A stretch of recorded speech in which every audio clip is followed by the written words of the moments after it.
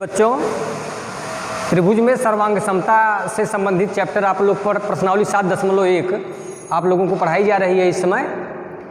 उसमें दो प्रश्न आपको बताए गए हैं। सर्वांग समता अभिगृहित जो पहला प्रमेय है आपका कि एक यदि दो त्रिभुजों में पहले त्रिभुज की दो भुजा और उनके बीच का कोण दूसरे त्रिभुज की दो संगत भुजाओं और उनके बीच के कोण के अलग अलग बराबर है तो दोनों त्रिभुज सर्वांगसम होते हैं।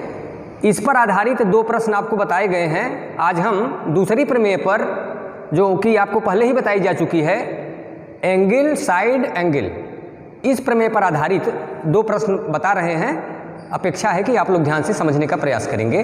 तो आइए हम पहला प्रश्न देखते हैं।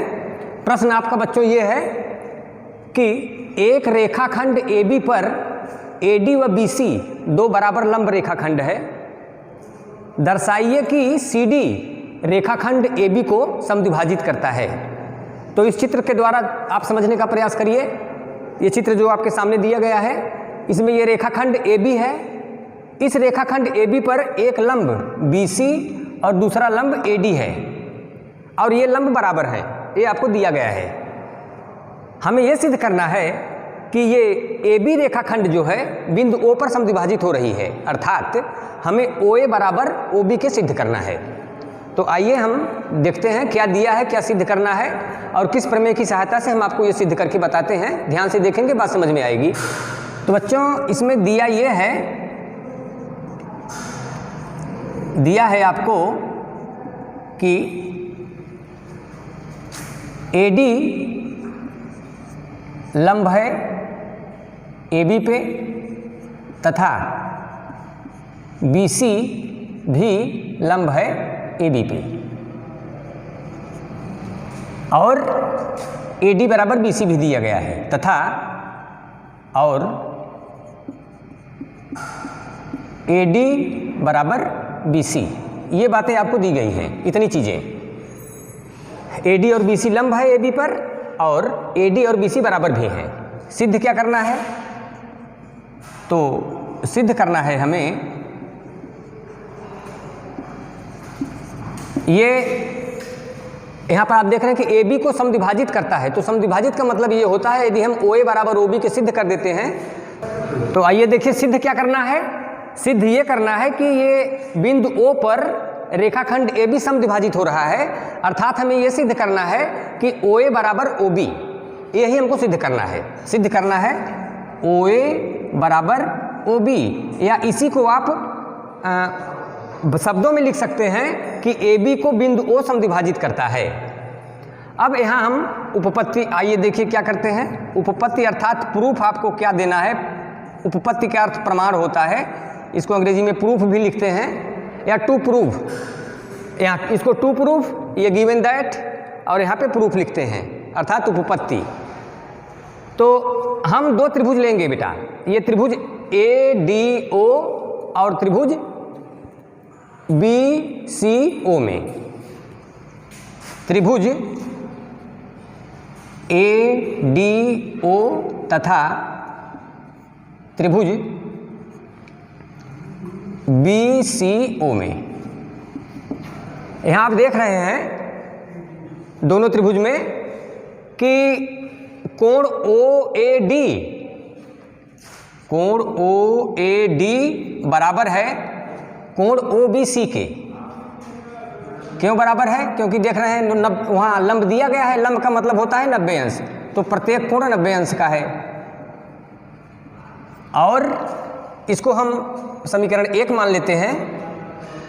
और आप यहाँ देख रहे हैं कि ये AB और CD ये प्रतिच्छेदी रेखाएं हैं, तो यह कोण अर्थात कोण BOC, कोण एक OAD लिए हैं और दूसरा कोण ले रहे हैं कोण BOC, बराबर किस कोण के होगा? कोण AOD के। तो यहाँ हम लिख सकते हैं कोण AOD बराबर कोण BOC के। यह शीर्षाभिमुख कोण है, शीर्षाभिमुख कोण, या इसको वर्टिकल एंगल भी बोलते हैं। शीर्षाभिमुख कोण को वर्टिकल एंगल भी बोलते हैं।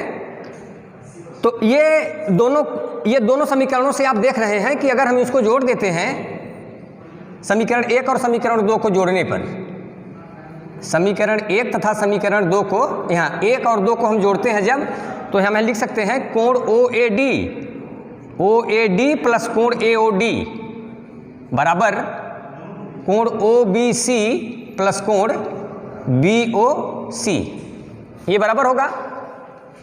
अब थोड़ा सा आप ध्यान देंगे कि कोण OAD और प्लस कोण AOD, यह कोण और यह कोण बराबर है कोण OBC अर्थात इस कोण के प्लस कोण BOC के बराबर है। तो हम जानते हैं कि त्रिभुज के तीनों अंतः कोणों का योगफल कितना होता है, 180 अंश होता है। हम आपको यहाँ थोड़ा सा लिख करके दिखा दे रहे हैं, फिर इसको मिटा देंगे कि केवल एक में देखिए, कोण OAD प्लस कोण DAO प्लस कोण ADO प्लस कोण ADO और प्लस कोण DOA, या आप कह सकते हैं कोण AOD। कोण AOD कितना होगा, 180 अंश होगा। त्रिभुज के तीनों अंतः कोणों का योगफल इतना होता है। या अब यहाँ कोण OAD प्लस कोण AOD जो दिख रहे हैं, OAD और प्लस कोण AOD, कोण OAD प्लस कोण AOD बराबर लिख सकते हैं 180 अंश माइनस कोण ADO, ऐसा हम लिख सकते हैं इसको। यहाँ पे इसके जगह पर वहाँ वो 180 माइनस कोण ADO, 180 अंश माइनस कोण ADO, और यह बराबर हो जाएगा इस त्रिभुज में जब आप देखेंगे कोण OBC और प्लस कोण BOC, यह बराबर हो जाएगा इसी तरह से 180 अंश माइनस कोण OCB कह दीजिए या कोण BCO कह दीजिए, कोण BCO माइनस कोण BCO। अब थोड़ा सा ध्यान देंगे, यहाँ पर ध्यान देने वाली बात है, आप जानते भी हैं कि यदि दो त्रिभुजों में दो कोण बराबर हैं, जैसे यह 90 अंश का है, यह शीर्षाभिमुख कोण है इसका, और यह 90-90 होने के कारण बराबर है, तो इन दोनों कोणों का योगफल जब बराबर है तो तीसरा कोण जो बचेगा वो भी आपस में बराबर होगा। यह बात हम आपसे कहना चाहते हैं कि यदि दो त्रिभुजों में दो कोणों का योगफल बराबर है तो उनका तीसरा कोण भी आपस में बराबर होता है। तो यहाँ पे हम लिख सकते हैं कोण 180 में से जब ADO घटेगा तो हम इसको लिख सकते हैं कोण तीसरा वाला कोण OAD और ADO, कोण OCB एक बराबर कोण ODA के, कोण ODA बराबर कोण OCB के, क्योंकि 180 में से जब इन दोनों कोणों को आप निकालेंगे तो ये जो यहाँ पर हमने आपको करके दिखाया है, हमने ये बताया कि ये अगर त्रिभुज के दो कोण बराबर हैं, दो त्रिभुजों के दो कोण बराबर हैं तो उनका तीसरा कोण भी आपस में बराबर होता है। या उसको आप यहाँ पे देख रहे हैं जो 180 माइनस कोण ADO बराबर 180 माइनस कोण BCO लिखा गया है। यहाँ पे हम 180 से 180 क्या कर सकते हैं, काट सकते हैं, तो क्या बचेगा माइनस कोण ADO या कोण ODA, बात एक ही है, और माइनस कोण चाहे OCB कहिए या कोण BCO कहिए, बात एक ही है। अब माइनस से माइनस कैंसिल हो जाएगा तो यहाँ पे हम कह सकते हैं कोण ODA बराबर कोण OCB।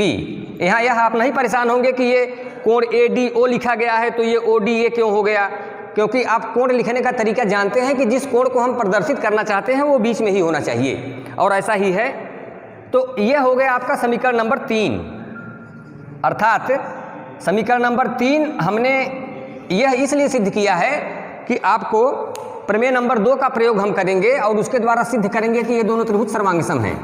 अब आपने देख लिया है, अगर हम ले लें त्रिभुज OAD, या यही त्रिभुज हम लिख सकते हैं त्रिभुज ADO, अतः त्रिभुज ADO तथा त्रिभुज BCO में आप देख रहे हैं कि कोण OAD बराबर कोण OBC, 90 अंश, प्रत्येक 90 अंश दिया गया है, प्रत्येक 90 अंश है। और भुजा AD बराबर BC के, ये दिया गया है, प्रश्न में ही दिया है। और अभी अभी हमने ये सिद्ध किया है कि कोण ODA अर्थात यह कोण ODA बराबर किस कोण के? कोण OCB के, कोण OCB, यह सिद्ध किया है। जो आपने अभी भी देखा कि दो कोण अगर बराबर है तो तीसरा भी बराबर होता है, सिद्ध किया है। अब प्रमेय नंबर 2 जो आपने पढ़ा था सर्वांग समता में, यदि दो त्रिभुजों में दो कोण और उन कोणों की अंतर्गत भुजा दूसरे त्रिभुज के दो संगत कोणों और उनके अंतर्गत कोण के अलग अलग बराबर है, तो दोनों त्रिभुज क्या होते हैं? सर्वांग सम होते हैं। तो यहाँ आप देखेंगे कि यह कोण यानी कोण A कोण B के बराबर है 90 अंश होने के कारण, यहाँ हमने लिखा है। और ये भुजा AD भुजा BC के बराबर है, दिया है। और इस भुजा की जो दूसरा अंतर्गत कोण है कोण D बराबर कोण C के, यहाँ पर लिखा गया है कोण ODA बराबर कोण OCB के, जो हमने सिद्ध किया है। तो आप यहाँ कह सकते हैं अतः एंगल साइड एंगल सर्वांग समता से, एंगल साइड एंगल सर्वांग समता से त्रिभुज ADO सर्वांग सम है त्रिभुज BCO के। ये किस प्रमेय से है यहाँ आपको बता दिया गया है। अब जब दोनों त्रिभुज सर्वांगसम हो गए, यहाँ आपने देख लिया कि यह त्रिभुज इसके सर्वांगसम है, अतः हम कह सकते हैं इसलिए ये OA बराबर OB के। क्यों ऐसा है? क्योंकि CPCT ये सर्वांगसम त्रिभुजों के संगत भाग का शॉर्ट फॉर्म है CPCT, और यही आपको सिद्ध करना था कि OA बराबर OB। अर्थात हम यह कह सकते हैं कि ये रेखाखंड AB जो है बिंदु O पर समद्विभाजित हो रहा है, यही आपको सिद्ध करना था। यहाँ आप लिख देंगे HP, ये हेंस प्रूव्ड, यही आपको सिद्ध करना था। आइए अब हम अगले प्रश्न की तरफ चलते हैं। एक और प्रश्न देखिए, उसी प्रमेय के आधार पर सिद्ध किया जाएगा जो अभी आपने कोण भुजा कोण या एंगल साइड एंगल सर्वांग समता से इसके पहले वाला प्रश्न हल किए हैं, वैसा ही प्रश्न है। प्रश्न देखते हैं। L और M दो समांतर रेखाएं हैं जिन्हें समांतर रेखाओं P और Q का एक अन्य युग्म प्रतिच्छेदित करता है। दर्शाइए कि त्रिभुज ABC सर्वांगसम त्रिभुज CDA। तो बच्चों प्रश्न में जो दिया गया है हम उसी के आधार पर अगर चलेंगे तो प्रश्न हमें ज़्यादा आसानी से समझ में आता है। आइए हम देखते हैं कि L और M दो समांतर रेखाएं हैं, तो हम पहले चित्र ही बना लेते हैं। जैसे एक रेखा ये L है और एक दूसरी इसी के समांतर रेखा मान लीजिए M है। ये दोनों समांतर रेखाएं दी गई हैं और दो और समांतर रेखाओं का जोड़ा इनको प्रतिच्छेदित कर रहा है। ये भी दोनों रेखाएं समांतर दी गई हैं। क्या नाम है? P और Q। ये P और Q दो रेखाएं हैं। दर्शाइए कि त्रिभुज ABC सर्वांगसम त्रिभुज CDA, ABC सर्वांगसम त्रिभुज CDA। तो आइए देखते हैं। L और M दो समांतर रेखाएं हैं जिन्हें समांतर रेखाओं P और Q का एक अन्य युग्म प्रतिच्छेदित करता है।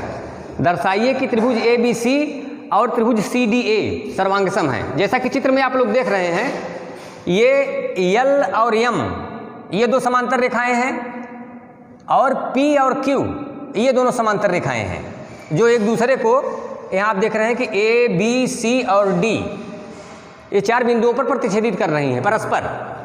हमें यह सिद्ध करना है कि त्रिभुज ABC सर्वांगसम है त्रिभुज CDA के। तो आइए देखिए इसमें सबसे पहले लिखेंगे क्या दिया है,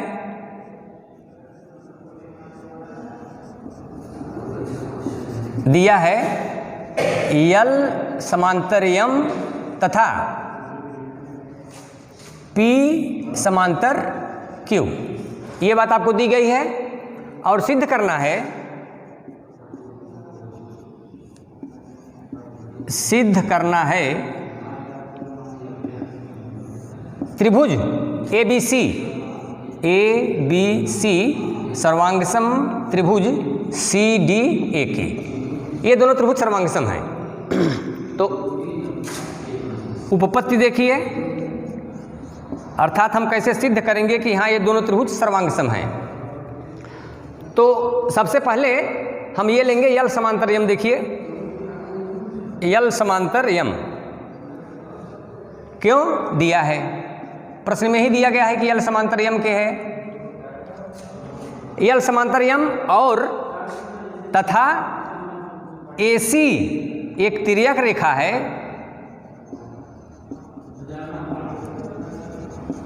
एक तिर्यक रेखा है जो यल तथा यम को, यल तथा यम को बिंदुओं A व C पर काटती है। इसलिए कोण DAC, कोण DAC, ध्यान देंगे ये यल और यम ये दो समांतर रेखाएं हैं, तो ये AC तिर्यक रेखा इनको काट रही है। तो आप जानते हैं कि दो समांतर रेखाओं को कोई तिर्यक रेखा काटती है तो एकांतर कोण बराबर होते हैं, एकांतर कोण बराबर होते हैं। दो समांतर रेखाओं को कोई तिर्यक रेखा काटती है तो एकांतर कोण बराबर होते हैं। तो कोण DAC, इसका एकांतर कोण आप देख रहे हैं ये वाला है, कोण BCA, कोण DAC बराबर कोण BCA, कोण DAC बराबर कोण BCA क्यों बराबर है, एकांतर कोण। अभी अभी हमने आपको बताया। यह समीकरण 1 हो गया। और पुनः आप देख रहे हैं कि P समांतर Q तथा रेखा P जो है वो Q के समांतर है। और फिर से आप देखिए तथा तिर्यक रेखा AC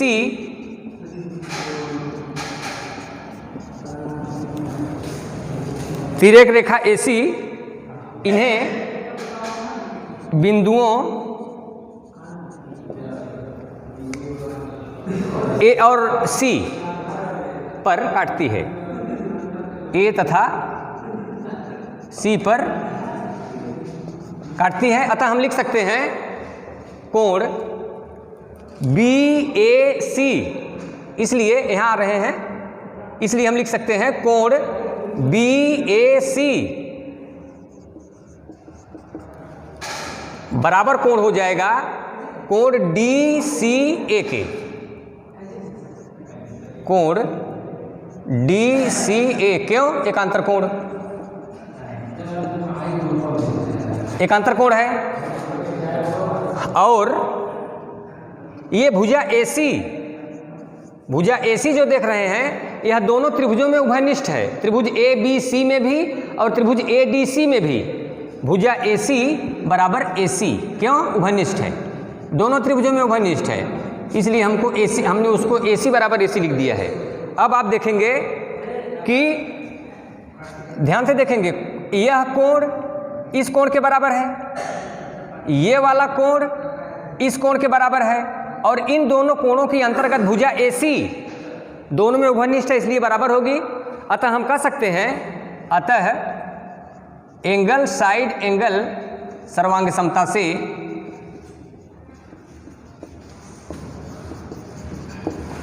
त्रिभुज ABC सर्वांगसम होगा त्रिभुज CDA के, त्रिभुज CDA। और यहाँ किस कंडीशन पे है, आप देख रहे हैं कि एंगल साइड एंगल, यानी दो कोण और उन कोणों की अंतर्गत भुजा, कोणों की अंतरित भुजा जो है वो बराबर है, इसलिए एंगल साइड एंगल सर्वांग समता से ये दोनों त्रिभुज सर्वांगसम हो जाएंगे, जो कि आपको सिद्ध करना था। इन प्रश्नों के आधार पर और प्रश्न आपके प्रश्नावली में दिए गए हैं जिन्हें आप हल करने का प्रयास करेंगे। शेष अगले वीडियो में हम लोग पुनः अन्य प्रश्नों को हल करेंगे।